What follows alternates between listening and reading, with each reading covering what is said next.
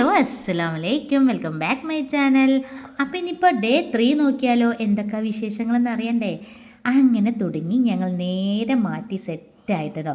അപ്പോൾ അവിടെ നിന്ന് വിളിച്ചു നോക്കിയപ്പോൾ മണവാട്ടി ഇറങ്ങിക്കണെന്ന് പറഞ്ഞ് പിന്നെ ഞങ്ങൾ വേഗം ഒജീൻ്റെ അകത്തെത്തി. നേരെ നോക്കി വെൽക്കം ഡ്രിങ്കും സ്റ്റേജും പിന്നെ ഫുഡൊക്കെ അറേഞ്ച്മെൻറ്റ്സൊക്കെ നോക്കി ഒന്ന് പോയി നോക്കി. ഇന്ന് പിന്നെ വഫയല്ല, നമുക്ക് അടിപൊളി സെറ്റാക്കി വെച്ച് കേട്ടോ. കാരണം ഇന്ന് ചെക്കൻ്റെ ടീംസ് മൊത്തം വരും കേട്ടോ. അതൊക്കെ ഒന്ന് നോക്കി തിരിച്ചു വരുമ്പോഴേക്കുതാ നമ്മുടെ മണവാട്ടി എത്തി. മണവാട്ടി നല്ല അടിപൊളിയായിട്ട് ഇന്ന് സാരി കേട്ടോ. ഇന്നലെ ലെഹങ്ക ആണെങ്കിൽ ഇന്ന് നല്ല പച്ചപ്പനന്തത്തയായിട്ട് നല്ല അടിപൊളിയായിട്ട് വന്നിട്ടോ. നല്ല ഭംഗിയുണ്ട് മാഷാ അല്ലാ. അങ്ങനെ പിന്നെ വന്ന സ്ഥിതിക്ക് നമുക്കും ഒരു വെൽക്കം ഡ്രിങ്കൊക്കെ കുടിക്കണമല്ലോ. പൈനാപ്പിൾ കുടിച്ചു. പൈനാപ്പിളിൽ മധുരമില്ല. ഞാനത് അപ്പം തന്നെ പറഞ്ഞു കേട്ടോ, പൈനാപ്പിളിൽ മധുരമില്ലാന്ന്. പിന്നെ വത്തക്ക കുടിച്ചു. വത്തക്കയിൽ കുഴപ്പമില്ല. അങ്ങനെ ഞങ്ങളെല്ലാവരും എത്തി. അപ്പോൾ മണവാളൻ വരുന്ന മുന്നേ തന്നെ ഞങ്ങളെല്ലാവരും അവിടെ നിന്ന് ഫോട്ടോ ഒക്കെ എടുത്തു കേട്ടോ മണവാട്ടിൻ്റെ കൂടെ. ഇനി അവൻ വന്നിട്ടേ മണവാട്ടി സ്റ്റേജിൽ കയറുള്ളൂ. പിന്നെ ഇത് മണവാളന് വേണ്ടി ഒരുക്കിയ റോസാണ് കേട്ടോ, അവർക്ക് വേണ്ടി കൊടുക്കാനുള്ളതാണ്. അപ്പോൾ ഇത് മൂത്ത അളിയനും കുഞ്ഞളിയനും പിന്നെ ബാക്കി കുറച്ച് മക്കൾസൊക്കെ ആയിട്ട് മണവാളനിക്ക് കൊടുത്തു തുടങ്ങി.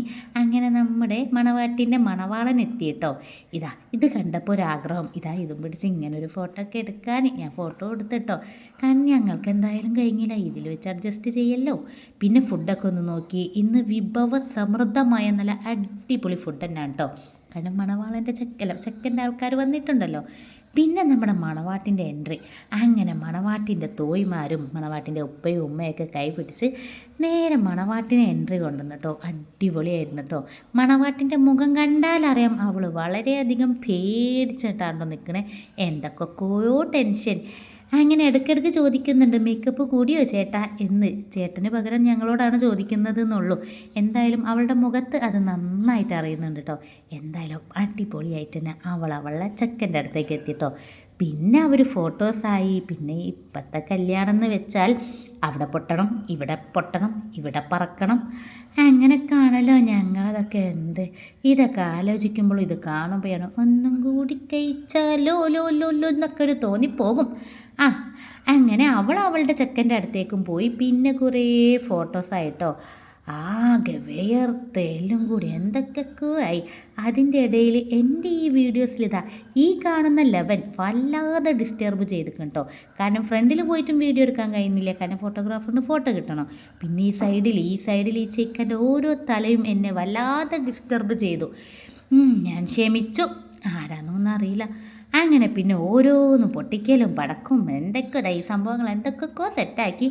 മണവാട്ടിൻ്റെ എൻട്രിയും മണവാളൻ്റെ സെറ്റും എല്ലാം കഴിഞ്ഞ് പിന്നെ കേക്ക് കട്ടിങ്. അങ്ങനെ നല്ല അടിപൊളി 2 ലെയർ കേക്കൊക്കെ കട്ട് ചെയ്ത് അവർ പിന്നെ ഫുഡ് കഴിക്കാൻ പോയിട്ടോ. പിന്നെ മണവാളൻ്റെ ഫ്രണ്ട്സുകളെ പറ്റി പറയുകയാണെങ്കിൽ എൻ്റെ പൊന്നെ ഒരു വൈബ് ഫ്രണ്ട്സുകൾ തന്നെ കേട്ടോ. ഫുൾ ഡാൻസും പാട്ടും ഒക്കെ ആയിട്ട്. അങ്ങനെ അവരെല്ലാവരും ഫുഡ് കഴിച്ച് കഴിഞ്ഞ ശേഷം ഞങ്ങളും ഫുഡ് കഴിക്കാൻ കയറി.